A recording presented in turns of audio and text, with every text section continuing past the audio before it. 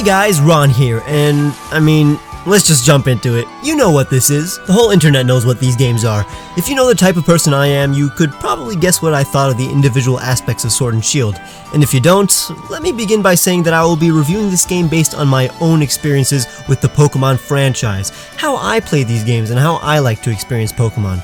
And all my expectations for these games were based on precedent, not things that I wanted a home console Pokemon game to have, but rather what I expected based on previous generations of Pokemon games and the progression of each generation from the last. I'm not a gamer. I have no authority to judge Pokemon Sword and Shield as video games, but I definitely know my Pokemon, so I judge Gen 8 on how good of a Pokemon game it is. But remember that everybody plays Pokemon for completely different reasons, so if my opinion is completely different than yours, you're not wrong. Perhaps the aspect that you love about Pokemon are actually lacking in these games, but because we all prioritize different aspects of this franchise, something I love about these games could make no difference to you, and something I barely notice could be a huge deal breaker. That means this video will be divided into the following sections: my opinion on the new Pokemon, the new mechanics, gameplay, and unique additions, the region itself, the major characters, the story, the post-game, the music, the graphics and dex cut, and finally my conclusion. So spoiler alert, and thanks for watching. Let's begin with the new Pokemon. Let's get this straight. I think every generation has a great roster of Pokemon. I truly do. It's why I love Pokemon, and that includes Generation 8. But how do I talk about them without simply saying that I like them just as much as the other generations? I guess I have to talk about what makes these Pokemon different from other gens. Well, it seems like every single Gen 8 Pokemon either has a purpose, role in the game, or unique concept that has never been applied to a Pokemon. There are a bunch of Pokemon I wanted to put on my team as soon as I saw them for the first time, like Copperajah, Grapploct, Dragapult, and a bunch more. Even the ones I didn't immediately fall in love with, I still really enjoyed their creativity, personality, or concept, like Poltegeist, Phalanx, Barrascuda, Toxtricity, and again, a bunch more. But the very few whose execution wasn't perfect still made a lot of sense and were a cool idea, like the fossil Pokemon in this region. As much as I hate Greedent, it still has a purpose, and on the plus side, every single other early route Pokemon in this game was amazing and totally battle ready. Pokemon like Corviknight and Dreadnought could actually be used until the endgame. Even the early route Bug turns into a Pokemon I didn't know about until my Dottler fully evolved. Orbeetle was amazing! But something the Pokemon in this generation do better than any other Pokemon is exhibit some kind of different form or aspect that you can only understand when interacting with them or watching them battle. That's why leaks didn't do them justice. Examples are how Orbeetle's wings open up to reveal the rest of its body as its spots light up. Bolton's hair and tail stand up when using electricity. The Grimmsnarl line uses its hair to attack, Appleton's ears actually being its eyes, or Cinderace's signature move. There are literally 50 more examples, cause every Pokemon has a unique way of attacking or simply existing. Ultimately, no Pokemon felt unnecessary, something that is shared between the last 3 gens, honestly. There are no dex fillers. But on top of that, we got Galar forms and evolutions of those Galar forms. All of them are innovative, and it's a treat to get one from multiple generations. Even the ones that weren't advertised are incredibly clever, like a Bear Trap Stunfisk and Dead Coral Corsola and its evolution Cursula. And like Alolan forms, they make sense within the region of Galar. Half of them are super British. I'm glad regional forms are a trend. Gigantamaxing gave me all the monstrous and epic Pokemon that I always look forward to in a new generation. Especially since a lot of new Pokemon look fun, I was happy to see some more serious designs from Gigantamax forms. All of them are perfect in terms of design, and a lot of them are even more ingenious than Mega Evolution designs. They perfectly suit the games. The point is that there are so many Pokemon that I wanted to use, and the fact that we're able to access the PC box from basically anywhere allowed me to use way more than 6 Pokemon on my team. If you want to learn about the Pokemon I used in Sword and Shield, make sure to check out next week's video. New mechanics and gameplay. This is the area I think Sword and Shield really excel at. The negatives will start trickling in the next category, but when it comes to the game's main new feature, the wild area, I was super engaged. I thought I would go through it once and get bored with it, but it's actually the best part of the game, alongside all the overworld Pokemon, including the ones in normal routes. When it comes to encountering, catching, battling, and interacting with Pokemon, this game is, in my opinion, the best in the entire franchise. Add more trainers and better textures and the wild area would be perfect. Maybe also some waterfalls and caves. Wherever I go, I get to see Pokemon in their natural habitats. The more timid Pokemon run away from me, the more rambunctious Pokemon run around me, and more feisty Pokemon run towards me and initiate battles. Maneuvering through every Pokemon I see and discovering how Pokemon move around the world is exactly what I've wanted since I was a kid. Of course, we got this in Let's Go, but once you actually play Sword and Shield, you notice the overworld Pokemon are 5 times more dynamic and alive than the ones in the previous title. I remember seeing an Eldegoss just float by all peaceful like, whistling at a Sigilyph to land, Cubchoos coming in for a hug, or even running away from Sneasels. It's invigorating in terms of the Pokemon themselves, and how you get to experience them.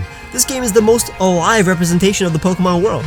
You get to encounter strong, high-leveled Pokemon regardless of your own level, and while some people are bummed your ability to catch these high-leveled Pokemon is reliant on the amount of badges you've obtained, I never use over-leveled Pokemon anyways. Obviously, catching them and them simply not obeying you should have been the case, but it was fun simply navigating around them or mustering up the courage to try to take them down and gain a good amount of experience. And they even give me an incentive to go back to the wild area once I have the ability to catch them. But the normal wild Pokemon are difficult too. I'm not kidding. Wild battles are relatively higher in stakes than they've ever been in the past. The diversity of Pokemon in the wild area and even every route is impressive too, among the best in the series, and you can immediately interact with any Pokemon you caught by accessing them through the wireless PC and playing with them in Pokemon Camp. Pokemon Camp is actual Pokemon interaction and interaction between your party members too.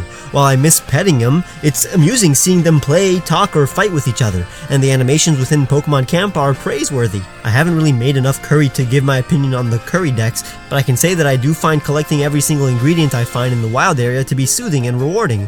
Even collecting Watts is fulfilling, especially since the things you can buy with them are wonderful. TRs, which are TMs you can only use once but can be acquired again, are a fantastic feature. There's more thought put into teaching my Pokemon TRs, but the new feature with the most incentives I can remember is raid battling. I thought I wouldn't be excited to enter raids, but they can be challenging, offer a ton of rewards, and the ability to catch strong Pokemon and even ones that can Gigantamax is my favorite part. One gripe is that I wish I could Gigantamax the Pokemon I bonded with instead of having to catch new ones through raids, but at least it makes raids more satisfying. Limiting Dynamax to major plot-related battles was a good idea, and while it's pretty broken and competitive and is pretty predictable when a gym leader or boss is going to use Dynamax, and once you Dynamax your Pokemon it basically cancels out whatever extra power the opponent receives, but when you are caught off guard with a Dynamax Pokemon, it is kind of engaging. One major problem with the game is the permanent EXP share.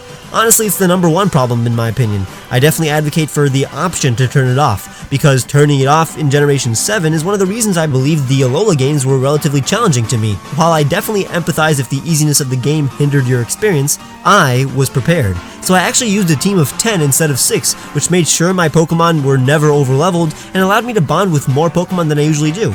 So while the permanent EXP share was a general negative, in my own playthrough, it actually allowed me to quickly level up any new addition to my team and play in a way that was conducive to more fun. And at the very least, in my game, the Pokemon I encountered were definitely balanced around the EXP share. Other features include the revamped customization, which allowed me to wear exactly what I wear in real life right at the beginning of the playthrough. The league cards were actually more fun than I thought they would be, a very neat way to make the characters feel more important and learn cool facts about them. My Pokemon learned so many great moves through the Pokemon Center's Move Tutor. I never used Pokemon Jobs, honestly, no motivation to, and the YCOM is slightly better than Festival Plaza, but not as good as the PSS. The bike and its eventual water mode were near perfect ways to traverse the region. Speaking of which, the region. Galar is a really good representation of the UK. From the designs of the locations to the themes of the game to the battles, it's extremely charming and every single town or city is different from the last. They all look pretty and are among the best looking places in Pokemon. But a lot of the cities are very superficial. They look cool, but half of the places are inaccessible, and it's truly disappointing. They feel empty, and talking to most of the people isn't productive. I mean, this is present in every other Pokemon game, but it's way more noticeable when the beauty of the locations leads you into a false sense of discovery. Motostoke has a ton of shops that you cannot enter. Hammerlock has this entire castle that you can't access. Let me in! Let me in! And the hotel in Wyndon serves no purpose, and worst of all, the London Eye-inspired Ferris wheel isn't even a location you can go to.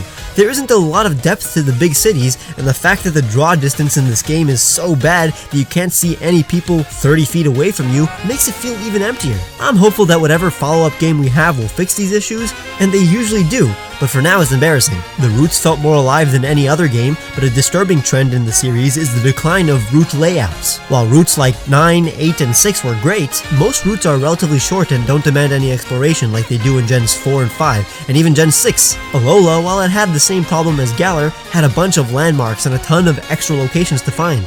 Not Galar. The only thing that could fix this is a Black and White 2 style sequel where you can access all the locations that were empty in the map. Regardless, it did take me 32 hours to beat the main game in a normal pace, so in terms of content, it was on par with any other Pokemon game. The citizens of the region were interesting, although a bunch of them had very unimportant dialogue. The trainers at least had pretty diverse teams, maybe more so than any other region. I know in Kanto, Johto, and even Black and White, trainers would have a lot of the same Pokemon, but in Galar, far from it. The people were cool, and having fans who would cheer us on in the streets and root for us in the stadium lobbies were very immersive and fun. But how about we talk about the most important people? Characters. I really enjoyed the characters in this game. Before even speaking about their personalities and arcs, their designs are top-notch. In my opinion, those who criticize, for example, Leon's design may not fully understand how it reflects his character and personality. Every single gym leader was interesting, and we were able to learn more about them than almost any other Pokemon game's cast. Half of these personality traits are recognizable through their actions, dialogue, and especially their animation. I love all the gym leaders in this game. In terms of plot, they are second to Unova's gym leaders, but number one in the franchise in terms of entertainment. But let's not forget about Ball Guy. Ball Guy is the real MVP. The rivals are also pretty engaging since they all go through arcs and have equally good music. Beat or Bait or Bede or whatever he's called is an arrogant rival that you guys have been asking for a long time, and he even has an amusing arc. Marnie is my personal favorite and has become one of my favorite Pokemon characters, mostly because of her design and personality. Very chill. Team Yell's motivations made sense but wasn't as cool as Team Skull, and while Hop isn't my favorite rival ever, I appreciated his arc more than most rivals. I've always wanted a rival that slowly loses confidence after losing multiple battles, and it was very surprising how his arc still carried over into the postgame and didn't conclude until then. He was like Barry, but way more interesting. Anybody relating him to Hau is kind of incorrect. I think he's my third favorite rival behind Hugh and Gladion. Leon is a great champion, such a celebrity, and a marvelous goal to chase after.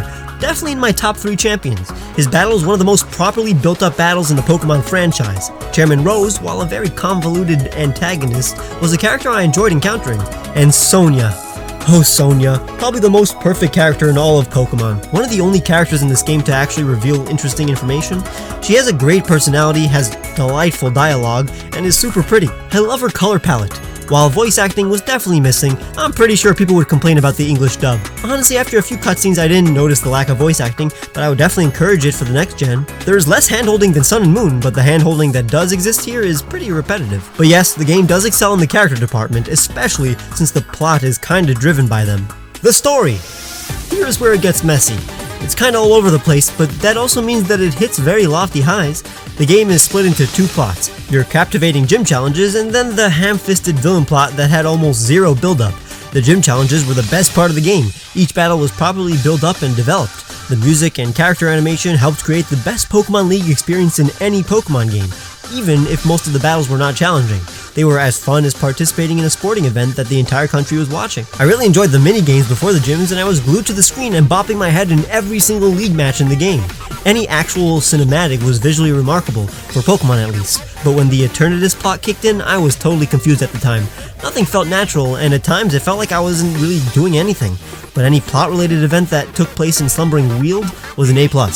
Honestly, the concept is great on paper, but the plot was executed poorly, and is missing a few story beats and maybe even some cutscenes. Ones that flesh out Champion Rose and Eternatus, but since the gym challenge holds up the plot pretty well, overall the plot is behind Gen 5 and 7, maybe equal to Platinum and Emerald, but definitely better than Gens 1 and 2, Ruby and Sapphire, Diamond and Pearl, and X and Y. Never mind, the postgame actually elevates the story and characters to being, in my opinion, the 3rd best story. Postgame. I wrote everything until this point before finishing the postgame story, and now that I have, I can confidently say that it was kinda better than the actual main game story. The 2 royal brothers featured made more sense as antagonists, and their actions slowly elevated. They had clear motivations, and the battles at the end of the postgame story were genuinely tough for me, because my Pokemon were quite underleveled. It does an extremely well job of resolving both Hop's and Sonia's arcs, and whatever irked me about Hop in the beginning of the game is pretty much gone because he's gone through a ton of character development. The postgame exhibits a good amount of character interaction and development for multiple characters. I love how you get to see a ton of what they do after the main story ends, so I highly recommend considering the postgame story as part of the entire plot. Unfortunately, there aren't any new postgame locations to explore like in Alola, and those are my favorite types of postgames, and it really accentuates Galar's lack of dynamic routes and dungeons, but the League Tournament is definitely satisfying, and the Battle Tower is way more accessible than in previous games. I love how it makes sense in the plot and resolves Leon's arc really well. The postgame isn't bad, really. You can do a lot of raids to collect all sorts of Pokemon, you can realistically fill the decks, and considering the overworld Pokemon are super fun to interact with, I have a tremendous amount of motivation to complete the regional decks. Most importantly, competitive battling is more accessible in the games than it ever has been before. Every feature in this game is pretty rewarding. The turn the plot went into the postgame and all the empty and inaccessible places actually make me more hopeful for a Sword and Shield 2. Black and White 2 are contenders for my favorite Pokemon game, so I invite it. But let's get to the meat and potatoes of this review. The music. Yeah, this game has really good music. Not only is it great like any other Pokemon soundtrack, but it fits the region and isn't just part of the background. It's actually a mandatory part of the experience in my opinion. The music enhanced events in this game more than any other Pokemon game, and what's engaging about these themes is that they have multiple versions, remixes, and even change throughout the battle. It's not the best soundtrack in my opinion, but it's the most entertaining. It kinda reflects my opinion of the game in general. Every rival battle is amazing, the gym leader theme is the most fun honestly, but there are so many surprises, like the second half of the champion battle theme or Slumbering Weald. Dear God, Slumbering Weald's theme is fantastic. Everything but the route themes in this game are top notch. There are literally the least amount of route themes in these games, and no day, night, or weather changes in music is kinda disappointing and prevents it from contending with other soundtracks at times. But the battle themes and some of the town themes are some of the best in the franchise, and the crowds cheering just elevated the entire experience. If the point of the soundtrack was to convey what we're supposed to feel in any given moment, this soundtrack succeeded. You'll learn more about my full opinion when my top 20 Sword and Shield music video comes out, but before I conclude, let me address the graphics and dex cut in these games. Of course, I can't talk about literally every single argument people have, so I'm just gonna comment on the ones that I have something to say about. The problem is that I'm not gonna say anything that you haven't heard before. The textures and environment in the wild area are relatively bad for a Switch game, but the wild area is simply my favorite location to play through in this game, while at the same time, towns and cities in this game look gorgeous, but they're actually my least favorite places in the game, with a few exceptions. Kinda proves that at least when it comes to my own experience, the graphics of Pokemon games don't matter at all. The animations aren't great in some moves, but are in a bunch of others, and the models for the Pokemon and characters look perfect. Game Freak giving an unjustified reason for various flaws doesn't distract me from the fun. I'm not gonna dismiss any criticisms, but this video isn't a debate. It's a review of my experience with the games. You can be pissed, but it's not cool to demand others to be. And the animations you see in Pokemon Camp, the overworld, and all the characters in the game are amazing. If the animation of moves like double kick ruin your immersion, fine. I agree that there are a bunch of unacceptable examples of lack of polish. Criticize it all you want, if that's what you prioritize, especially since it's a game on the Switch. But if it doesn't ruin my immersion, it's not because I'm settling for less. It's simply because I'm having fun with the game I bought to have fun. So why have less fun by scrutinizing something that doesn't bother me? For example, if you're disappointed about the lack of national decks, I feel sorry for you. It sucks. But I've never in my entire life transferred a Pokemon from a previous generation into the next. I just don't do it. I always use Pokemon that can be found within the game I'm playing, so the national dex cut didn't affect my playthrough whatsoever. That is a fact. That doesn't mean I want it to be cut. I want everybody to be happy, but that includes me. So I'm not gonna force myself to be less happy with something that I wouldn't have even known about if nobody ever told me about it. I don't think all the criticism these games got were in vain. Game Freak has definitely heard what has been said. You can rest. We can only hope they carry all the things I loved about Sword and Shield into the next games, while implementing what the harsh critics thought was lacking. Anything else I didn't mention means it didn't affect my experience in a positive or negative manner. In conclusion, these aren't my favorite Pokemon games. If I were to consider everything that makes for a perfect Pokemon game, these games are pretty much in the middle. And that's really good considering I absolutely love the Pokemon games that I would put on the bottom of the list. But these are definitely, in my opinion, the most fun Pokemon games, the most entertaining Pokemon games, because the thing that they excel at more than any other Pokemon game are the core aspects that make Pokemon great to me. The interactions with Pokemon, bonding with Pokemon, and becoming the best Pokemon trainer. The things that matter to me, like the new Pokemon in these games, how fun it is to interact with my Pokemon, and the Pokemon in the wild, the characters I meet, and the Pokemon Gym Challenge make me want to replay this game more than other beloved Pokemon games. A lot of the flaws are ones that have been with the series for a while, so I'm used to them. But they do stick out on a home console, so I hope they get fixed. But they're things that I personally don't get mad at just because this is the first main series console game. The first Pokemon game on a new console is never the best, but every single gen is great because it excels in a specific thing that other gens don't. And since people prioritize different things in Pokemon, there are people who hate some of my favorite generations like Gen 5 and worship the gens I like less. A valid flaw that others see in these games is that they stick to the formula, but it's the formula I fell in love with and expect from these games. And I loved these games because they were the best in that regard. The formula we know and love was the most fun in these specific games, and because of that, you're gonna see a lot of people praising them for reasons that you won't understand unless you actually play the games and have fun yourself.